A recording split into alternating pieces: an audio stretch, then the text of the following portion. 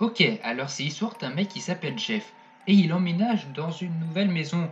Et il décide de se faire un petit foot avec son frère. Sauf que pas de chance, des racailles viennent le tabasser. Le petit frère de Jeff va aller à l'hôpital.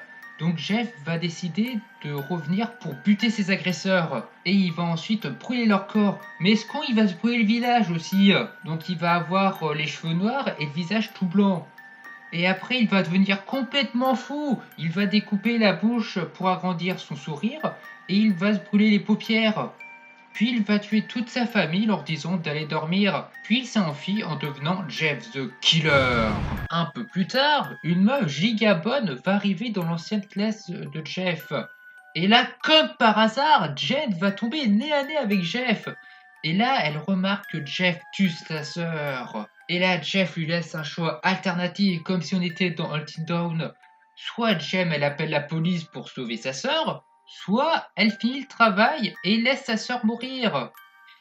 Et Jen choisit la bad ending et tue sa sœur pour devenir Jen the Killer. Pendant que Jeff, il tue ses parents à l'étage. Puis après, elle va vouloir se venger de Jeff et va partir pour essayer de le tuer. Plus tard, une meuf qui s'appelle Nina, qui écoute du métal, qui est amoureuse de Jeff the Killer, fan de Slender et de FNAF. Bref, une émo, kiffe Jonathan, le PG du collège. Puis Nina va se faire inviter en soirée par sa rivale. Du coup, la sœur de Nina décide de l'aider à se préparer et lui donne un parapluie pour pas se mouiller à cause de la pluie, et un couteau.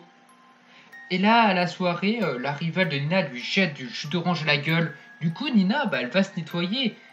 Et là, elle voit sa rivale rouler une grosse pelle au mec qu'elle kiffe.